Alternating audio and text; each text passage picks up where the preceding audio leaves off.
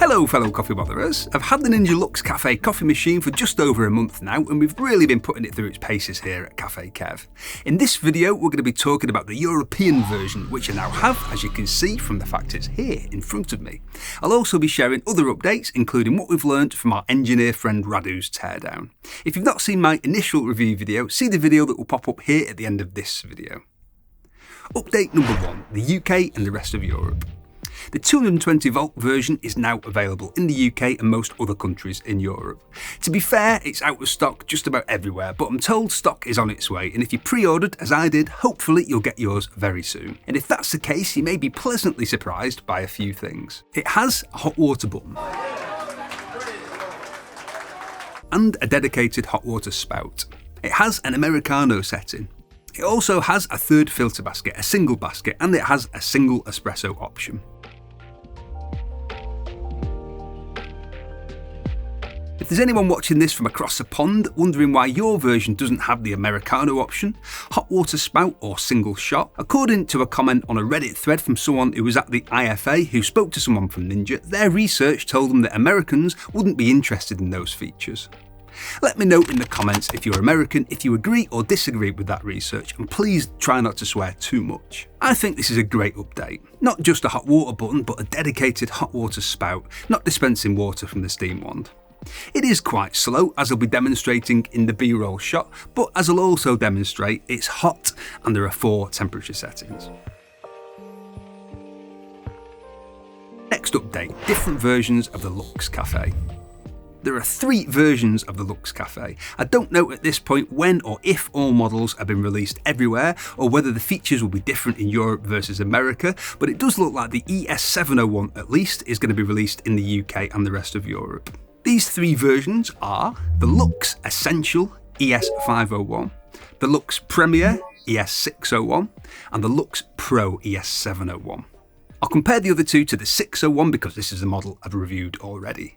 The Essential 501 is more or less the same as a 601, but none of the cold stuff. So no cold pressed espresso, cold brew or cold milk frothing.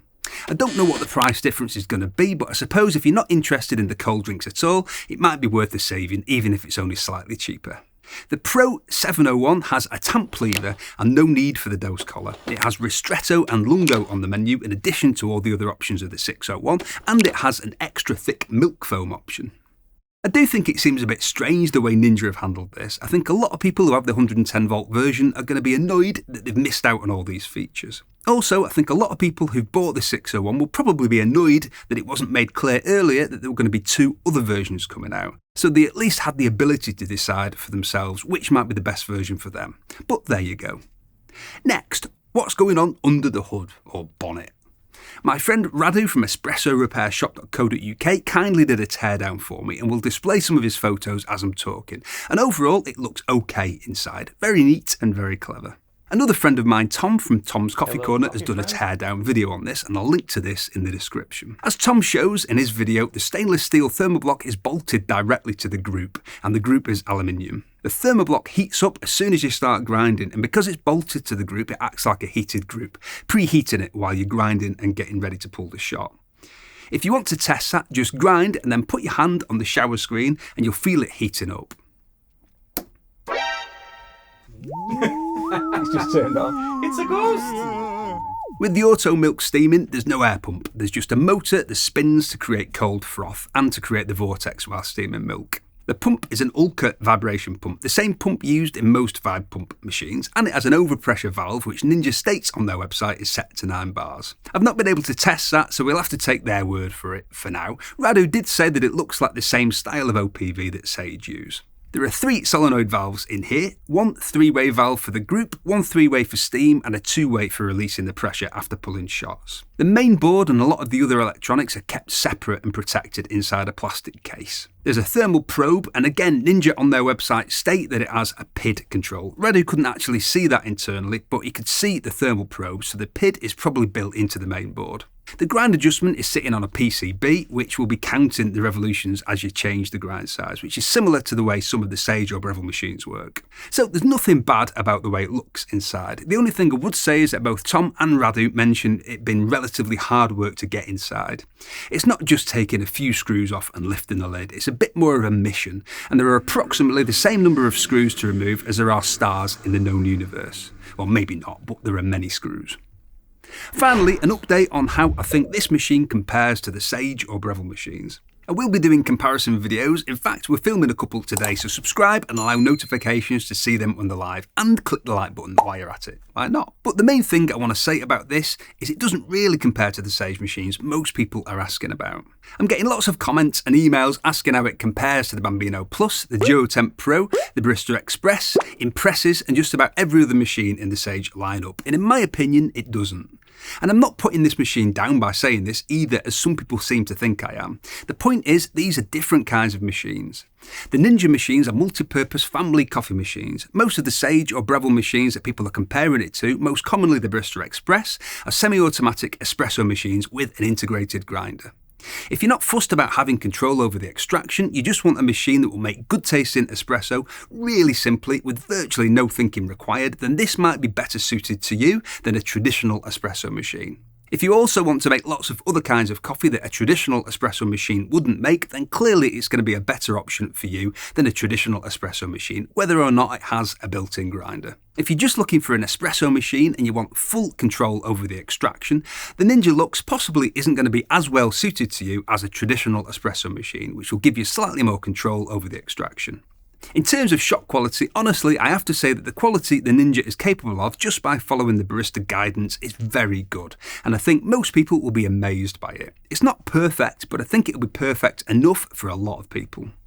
If you're used to using a traditional machine though, like the Barista Express or Barista Pro, you've had some experience of dialing in, and you've developed your palate, then you'll be able to get slightly better extraction manually with a machine that gives you full control versus the extraction you'll get from this just by doing what it tells you. If you've got the Barista Express or the Barista Pro or Barista Touch and you've never really adjusted the grind size at all, you use it more or less in set and forget mode, then actually you'll probably find this suits you more, as it'll get you much closer to great extraction than using a machine like that and never attempting to dial it in. For me, the obvious comparison for the Ninja machines are the fully automatic or super automatic bean-to-cup coffee machines, which are also multi-purpose family coffee machines, and we will be putting the Ninja to the test against these, so again, subscribe and stuff.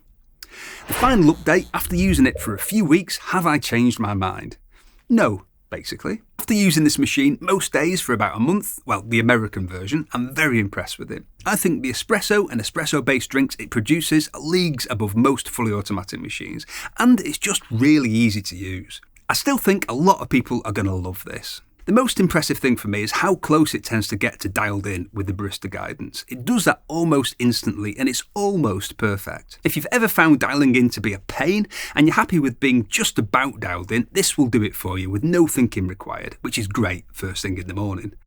The filter coffee it produces isn't what pour-over enthusiasts will be impressed with. For me, it tastes like a hybrid between cafetiere and filter, and I enjoy it when it just comes to a relatively strong, easy to chug big cup of coffee. You don't have the same control over it as you do with espresso, but I still think a lot of people will really like it. If you have a specialty filter machine like the Sage or Breville Precision Brewer, or if you brew it with a V60, Kalita or Oria brewer for example, then this probably isn't going to be what you're expecting with the word filter. It's not really filter, but as I've said, I quite like it. The only thing that really annoys me about it, as it did initially, is the drip tray. It fills up far too quickly. This machine does use a lot of water, but that wouldn't be a deal breaker for me. I'd probably try and run a drain hose out of the drip tray, somehow into a bigger container or into the drain. I did say in my initial review, and I stand by that time will only tell how well these machines do in the long term. And a few people have argued with me about that in the comments, which is fine. It's good for the algorithm. Yes, some Shark Ninja products have done very well for longevity. Not all, but I still think we need to wait and see what happens with these, as espresso machines are very different than blenders, for example. It's very common to have a relatively small issue internally after just a few years, and I don't know what the crack is going to be for out-of-warranty support and internal parts. Nigel-R1M says, Kev, what do I do with the brush on my Sage Barista, please? I thought it was Sage, suggesting it's used to brush the coffee which is occasionally on my counter. This is what I use mine for. Makeup!